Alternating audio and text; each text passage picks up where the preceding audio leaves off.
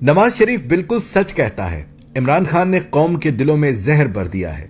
नवाज शरीफ, फौज, भुट्टो, फिर नवाज शरीफ, फिर फौज, फिर भुट्टो। अच्छी खासी बारियां लगी हुई थीं। एक दूसरे को चोर कहते थे, अवाम को साथ मिलाते थे। हुकूमत कोई और बनाता था, अवाम समझती थी हुकूमत वोटों से बनती है। अच्छा चल रहा था। वो अवाम जो एक शनाख्ती कार्ड मुफ्त बनाने पर, एक नाली पक्की कराने पर, गली चौराहे पर 4 नई ईंटें लगवाने पर वोट दे रहे थे, लोग झूम झूम कर इनके नारे मारते थे। अवाम समेत इस मुल्क के हर इदारे को बाप का माल समझकर हर जमायत अपनी अपनी बारी पर गिरवी रखती रही।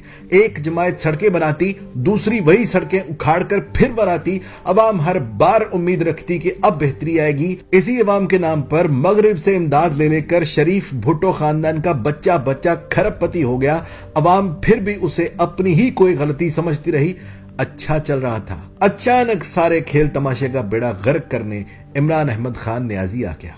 अल्लाह जाने क्यों उस पर अपना पेट भरने की बजाय अवाम के हकूक दिलाने का भूत सवार हो गया। सहाफी छोड़ो, तज्जिया निगार छोड़ो, पार्टी रहनुमा छोड़ो, पार्टी वर्कर छोड़ो, आम रेडी वाले को, आम मजदूर को समझा दिया कि तुम्हें और तुम्हारी नस्लों तक को गिरवी रखकर ये 2 खानदान अपने पेट के कुएं भर रहे हैं। यहां तक कि उन्हें यह भी समझा दिया, बल्कि तजुर्बा करके दिखा दिया कि तुम 25 करोड़ लोग सिर्फ नाम के वोटर हो। इस मुल्क में हुकूमतें वोट से नहीं बनती। हालांकि यह समझाने की कीमत वो कैद में रहकर अदा कर रहा है।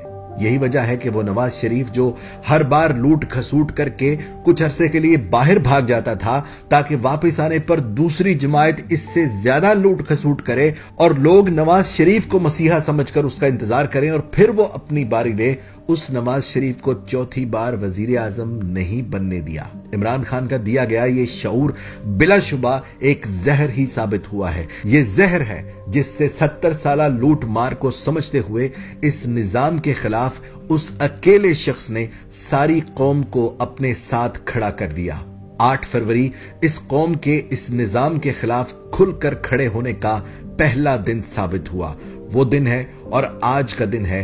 नवाज शरीफ इस कौम से नाराज है और जा बजा ये कड़वा सच बोल रहे हैं कि इमरान खान न्याजी ने कौम के दिलों में जहर भर दिया है। पाकिस्तान जिंदाबाद।